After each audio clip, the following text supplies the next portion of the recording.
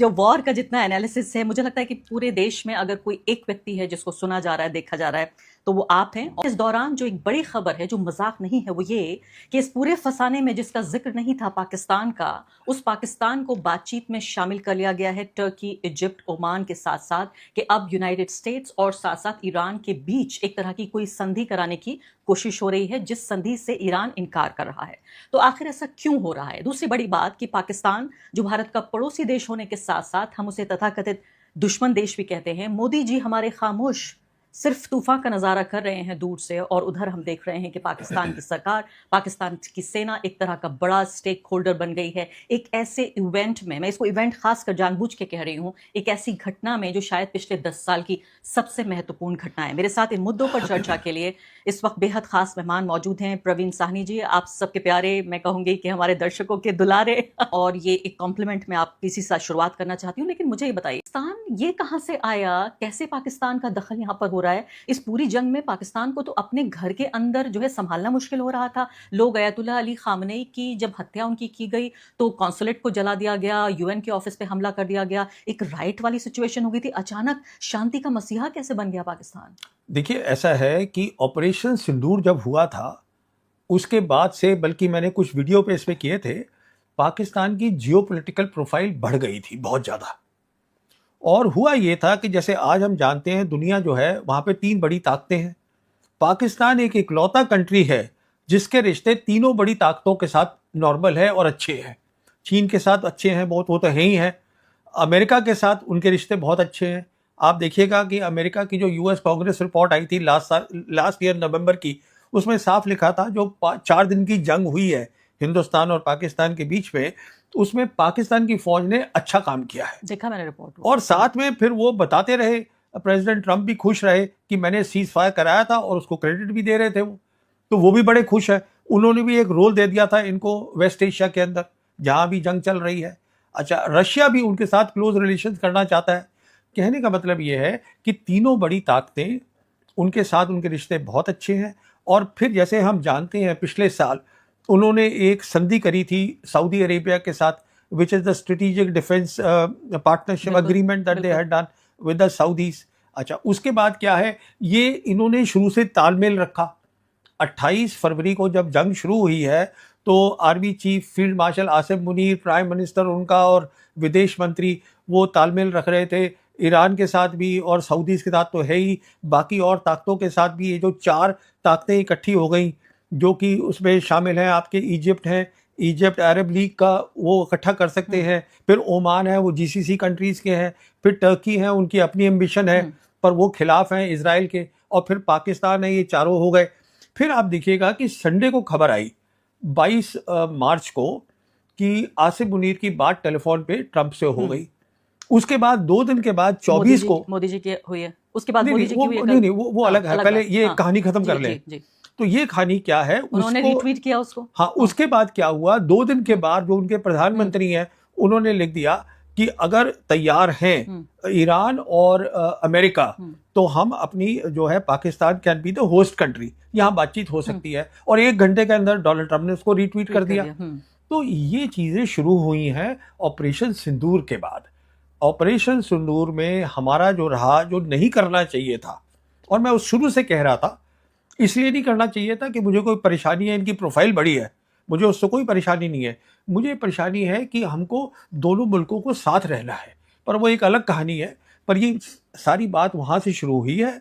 अच्छा, फिर एक तो इनकी तीनों बड़ी ताकतों के साथ रिश्ता अच्छा है, साथ में क्या है, सिक्योरिटी की बात है कि अगर ईरान की टीम आती है नेगोशिएशन के लिए, तो वो कहीं जिनीवा तो जा नहीं सकती, ये लैंड बॉर्डर है, यहाँ से गए अपना पहुंच गए पाकिस्तान और ईरान का एक वो भी मिलता है कनेक्शन, exactly। बॉर्डर भी मिलता है। तो कहने का मतलब ये है कि ये बेस्ट जगह थी दोनों लिहाज से, अगर आप देखिए। जी हाँ, और मलेशिया के प्रधानमंत्री ने भी बाकायदा उनको कोट ट्वीट करते हुए कहा है कि भाई हमने उनके प्रधानमंत्री का बयान सुना है और मैं इसको सपोर्ट करता हूँ। तो ऐसा लगता है मुझे कि एक तरह से मुस्लिम वर्ल्ड पाकिस्तान को बहुत अहमियत दे रहा है। मैं आपसे सिंदूर पर भी सवाल पूछूंगी, क्योंकि जब ये कनेक्शन बैठ रहा है तो ये भी बहुत समझना जरूरी है। मैं ये समझती हूँ, दर्शक जानते हैं कि ये खास पूरा पॉडकास्ट हमने ऑपरेशन सिंदूर पर साहनी जी से बातचीत करते हुए ही किया था और आप इसको जरूर देखिए। लेकिन यहाँ पर भी मैं दोबारा ये बात करना चाहती हूँ कि मलेशिया के प्रधानमंत्री का सपोर्ट करना, तो ये बताइए कि ऑपरेशन सिंदूर से ईरान की जंग का क्या लेना देना? आपने एक बार ये कनेक्शन बताया था कि ऑपरेशन सिंदूर नहीं होता तो सऊदी अरब के साथ ये डील नहीं होती और सऊदी अरब और पाकिस्तान इतने नजदीक नहीं आते। यहाँ पर कई वेस्टर्न अखबार हैं जो लिख रहे हैं कि पाकिस्तान को ये रोल दिलाने में अमेरिका के साथ उनकी जो कुर्बत है, जो नजदीकी है, वो तो शामिल है ही यूएस की, लेकिन सऊदी अरब ने कहा कि भाई हमारे भाई पाकिस्तान को बुला लीजिए। ये सही बात है? देखिए, सऊदी अरब जो है वो इस समय है दूसरी तरफ, वो है अमेरिका के बिल्कुल। साथ। पर सऊदी अरब का जो रिश्ता है, अभी तो इनका अग्रीमेंट हुआ है, पर ये तो बहुत पुराना है, सऊदीज का और पाकिस्तानियों का, कोई नया तो है नहीं। अच्छा, अभी साथ में क्या है कि क्योंकि ऑपरेशन सिंदूर में जियोपॉलिटिकल प्रोफाइल बढ़ी, और देखिए तालमेल रखने में पाकिस्तानी बहुत अच्छे हैं। जैसे हमने देखा कि जब उनको मौका मिला, जब सीज फायर की बात आई, तो उन्होंने फॉरेन क्रेडिट दे दिया प्रेसिडेंट ट्रंप को कि हाँ आपने सीज फायर कराया है। तो वो तालमेल भी अपना अच्छा रख लेते हैं सब लोगों के साथ। तो और फिर न्यूक्लियर वेपन स्टेट है, मुस्लिम कंट्री है, मिलिट्री पावर में भी ताकत आप है। तो बड़ी अच्छी बात कह रहे हैं कि चापलूसी अगर कर दें डोनाल्ड ट्रंप की, तो आप कह रहे हैं तालमेल ना, ना, तथाकथित ना, रूप से ना, अच्छा ना, कह रहे हैं। देखिए, आपने मुझसे पिछले इंटरव्यू में जब मैंने कहा कि भाई मोदी जी ये नहीं कह रहे हैं कि खामनेई की हत्या कर दी, हाँ, या जब हाँ, तेल हाँ, खरीदने के लिए हाँ, हमें इजाजत दे दी रूस से, तो आप कह रहे हैं मोदी जी गुलाम बन गए। मोदी जी झुकेंगे तो आप कहेंगे गुलाम बन गए, अगर नहीं झुक रहे हैं तो आप कह रहे हैं रिश्ते बनाने ना, नहीं ना, आते। ना, ना, ना, ना, आप इस बात को थोड़ा समझिएगा। डोनाल्ड ट्रंप है, उनको ना तो कोई स्ट्रैटेजी आती है, ना उनको जियोपॉलिटिक्स समझ में आती है, ना मिलिट्री समझ में आती है। He is a deal maker, उसको अपनी तारीफ चाहिए, और प्रेसिडेंट है अमेरिका के। तो अगर उसने सीज फायर में काम किया है, जो कि किया है, ये भी नहीं है कि पाकिस्तानी झूठ में उनकी तारीफ कर रहे हैं, उन्होंने किया है। इनफैक्ट आप याद करिएगा, जब ऑपरेशन सिंदूर हुआ था, तो उन्होंने सबसे पहले ट्वीट किया था कि दोनों लोग जो है वो तैयार हो गए हैं, मतलब अब ये हो गया है, और सीज सीजफायर फायर हो गई है। उसी दिन हाँ, हुआ। हाँ, बिल्कुल। तो उनका रोल तो था ही उसमें। नहीं, तो आप चाहते हैं कि मोदी जी इस बात को स्वीकार कर लें भारत की जनता के नहीं, सामने वो वक्त और निकल गया। ग्लोबल ऑडियंस के सामने, और चुनाव हार जाएं यहाँ पर? अरे देखिए, वो एक अलग कहानी है। आप चुनाव इज अ सेपरेट थिंग, पर उसका वो वक्त निकल चुका है।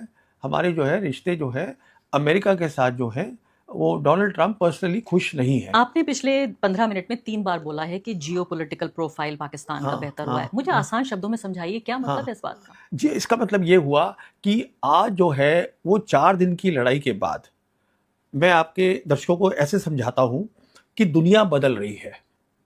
एक ऑर्डर जो था, जो यूनिपोलर वर्ल्ड होती थी, जहां अमेरिका सुपर पावर होता था, अमेरिका तय करता था कि कैसे रूल्स बनेंगे, इंस्टीट्यूशंस क्या होंगी, वो उन्होंने तय किया कि ये वर्ल्ड बैंक है, आईएमएफ है, डब्ल्यूटीओ है, यूएन है, ये सब चीजें अमेरिका की बनाई हुई हैं, तो उनके रूल चलते थे।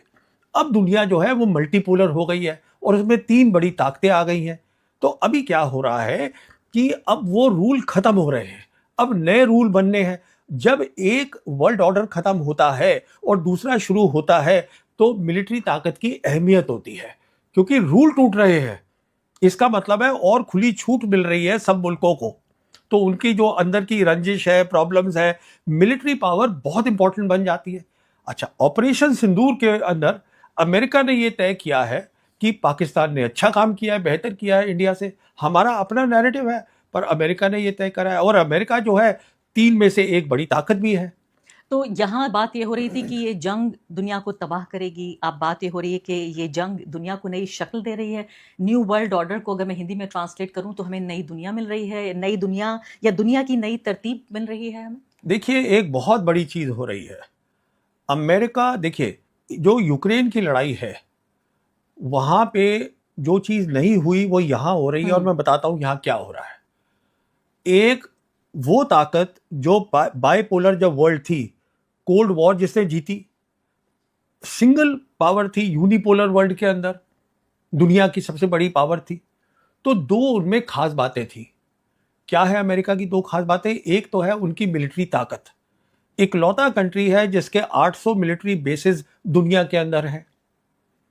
अच्छा, हाँ, लेकिन हाँ। लेकिन उससे पहले मैं ये पूछना चाहती हूँ कि अभी जो संधि की बात हो रही है जिसमें पाकिस्तान तथाकथित रूप से हीरो बनने की कोशिश कर रहा है, इंसाफ का, शांति का वो मसीहा, जिसे हम ये कहते हैं कि भाई ये तो टेररिस्तान है, हमें जो है टेररिज्म का प्रायोजक है, भारत में टेररिस्ट भेजता है, ये तमाम चीज़ें हम कहते रहे और हम चाहते थे सिंदूर के बाद कि पाकिस्तान को अलग थलग कर दिया जाए, पाकिस्तान को दुनिया में आइसोलेट किया जाए। हमने पूरा जत्था भेजा मेंबर ऑफ पार्लियामेंट्स का, पूरी दुनिया में लोगों को भेजा और ये कन्विंस करने की कोशिश की कि पाकिस्तान एक खराब मुल्क है। वो सब तो हमारे सामने काम नहीं आ रहा है। मुझे ये बताइए फिलहाल कि जब ये संधि तैयार ही नहीं हो रहा है ईरान, तो फिर क्या बातचीत हो रही है? देखिए, ऐसा होता है कि आपको ये भी पता चला होगा, जो रिपोर्ट आई है कि अमेरिका ने कहा है हम बात करने के लिए तैयार हैं और हमारा 15 पॉइंट का पीस प्लान है।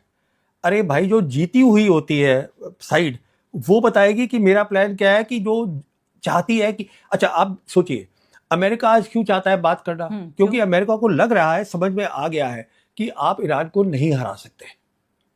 ये समझ में आ गया उनके, इसलिए वो यहां से निकलना चाहते हैं। ये कब हुआ था आखिरी बार इतिहास में कि वेस्ट एशिया में एक मुल्क इतना ताकतवर हो गया कि उसने दुनिया के सबसे ताकतवर, क्योंकि इजराइल को नहीं हराया, यहाँ यूनाइटेड स्टेट्स ऑफ अमेरिका को हराया है। आप मुझे बताइए कि ये कब हुआ था इतिहास में और आप इसको कितनी बड़ी घटना मानते हैं? तो ऐसा है, ये पहले हो भी नहीं सकता था और उसका कारण ये है, जैसे मैं आपसे कह रहा हूं, आज 3 बड़ी शक्तियां हैं, एक नहीं है।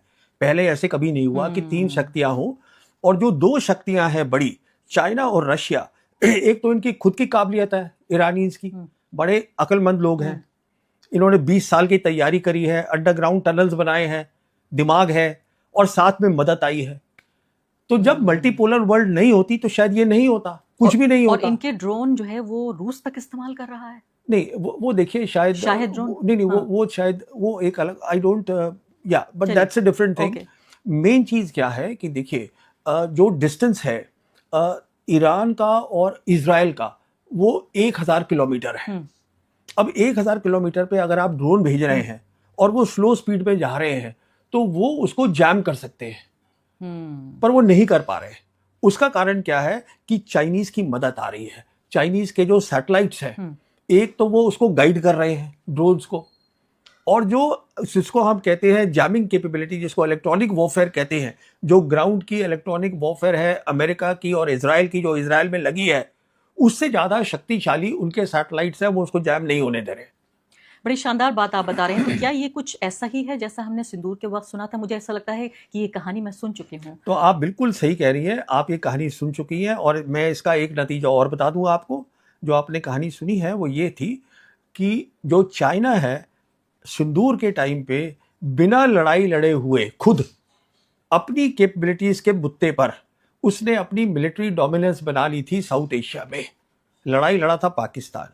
सिमिलरली अब वेस्ट एशिया में बिना लड़ाई लड़े हुए लड़ाई लड़ रहा है ईरान, पर डोमिनेंस जो है मिलिट्री की, वो चाइना की बनेगी। और आगे बढ़ने से अयतुल्ला अली खामनेई की हत्या, उसके बाद आप ये देखिए 165 बच्चियों का, 7 से 12 साल की लड़कियों का नरसंहार कर दिया गया ईरान में। वो तीसरी बात, हमारे ही हिंद महासागर में आके 100 ईरानी फौजियों को डुबा के मार दिया गया। हमारे मुंह से एक शब्द नहीं निकला। इससे ज्यादा हम किसी के खेमे में और क्या जाएंगे? उसके बाद भी मोदी जी को क्यों इस संधि के लिए इन्वाइट नहीं किया गया और पाकिस्तान को किया गया?